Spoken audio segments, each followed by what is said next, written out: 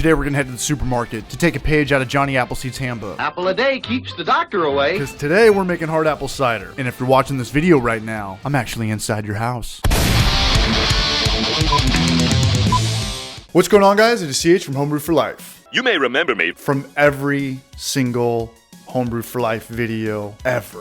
You know what? We've made this video before, a couple of years ago, but it did have a different theme. We were trying to imagine if we were 16 all over again, just like little rats from Superbad, and we were gonna try to make alcohol with just bread yeast. And we did. We made a 7% hard cider, and it was absolutely disgusting, but we still drank it. Oh yeah.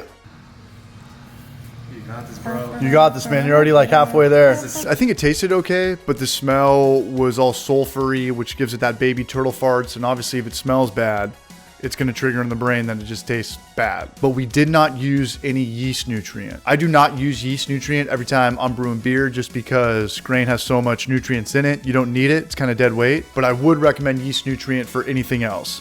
Hard cider, hard seltzers, mead, anytime you're just using cane sugar or corn sugar or brown sugar, anything of the sort, I highly recommend using yeast nutrient. We're gonna be making 2 batches today. I wanna dry hop one of these batches, but other than that, they're gonna be the exact same. We're not gonna be using that many hops, maybe a ½ ounce, because we're just using it for aroma. Full disclosure, I've never done this before, but I do think it's gonna turn out delicious. All right, so let's see if I think I know what I'm talking about or I'm completely full of shit.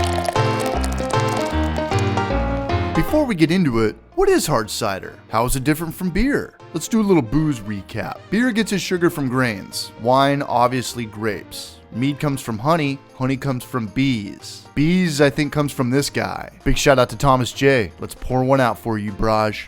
Rest easy, Braj.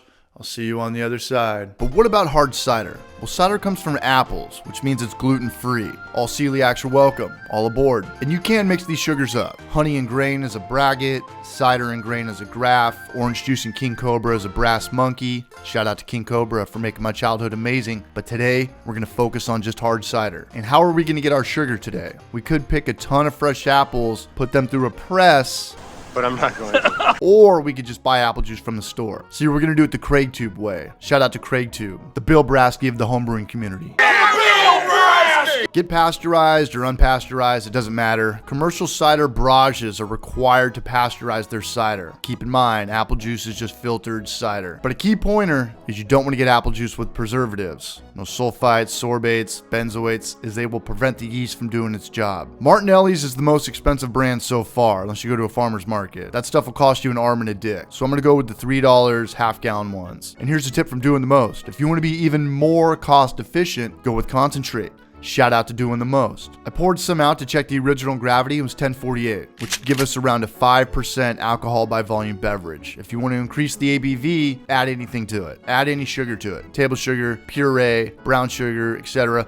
But 5% is good enough for me. The good thing about starting with store-bought apple juice is that we already have our sugar. It's almost like starting with extracts, so it takes a fraction of the amount of time it would take for regular brew day. No milling, no mashing, no sparging. Last time we did this, we used grocery store bread yeast, but today we're gonna go with my go-to, Voss Kveik yeast. 2 things. It's gonna ferment really fast, and it can ferment at high temperatures without you having to worry about getting off flavors. We are also gonna be using yeast nutrient this time around, and I'll link all of this stuff in the description below. 2 batches, 1.5 gallons each, and I'm gonna use ½ ounce of Amarillo hops, and boy, do they smell good.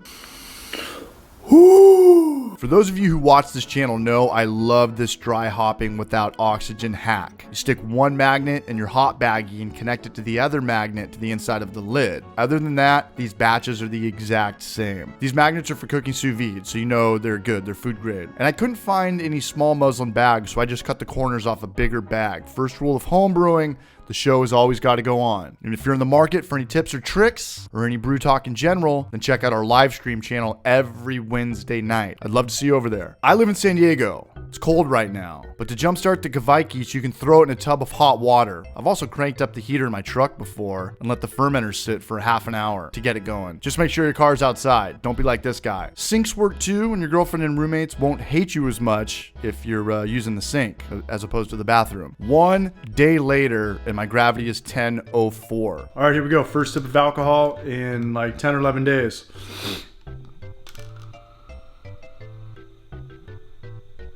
Still smells a little sulfury. Maybe not. Which means I have my smell back at least.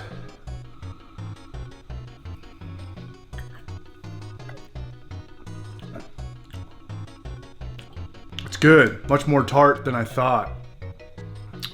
Give it another couple days. Sulfur does go away with time. And then we're gonna keg it off. So cheers.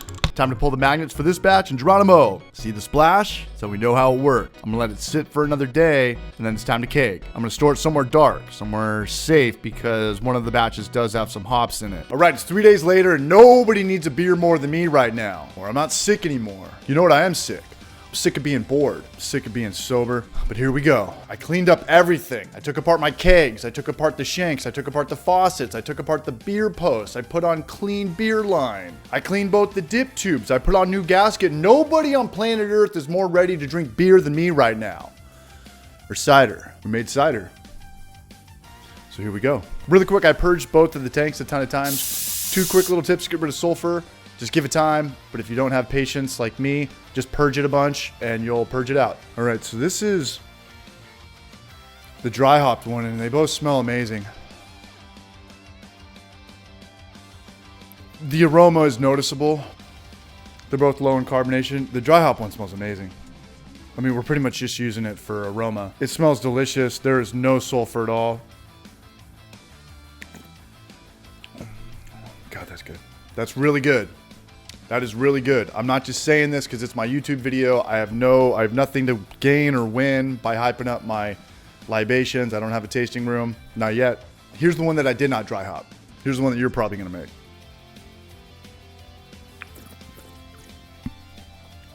It's good.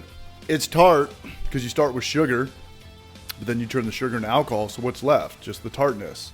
It's not overly tart, but it's tart. It's got like a champagne vibe to it. And champagne vibes are brage. You know, if I could put, both are good.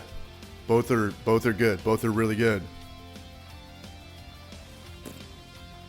If you want it dry hopped, it tastes a little tea-ish. Getting some notes of tea. But nonetheless, it tastes like victory. They both taste exactly like how I played it out in my head. And that's good, because not all batches are like this. 5% for both. This is light years better than the first time around we tried to make it. Little yeast nutrient, little better yeast, and we have a product that I would sell if I had a tasting room. So that's it, guys. We've been gone for a couple weeks, but we're back. If you like this content, stay tuned. Vulcan nerve pinch that subscribe button, and I'll see you guys on the live stream. Cheers to eating good and drinking good.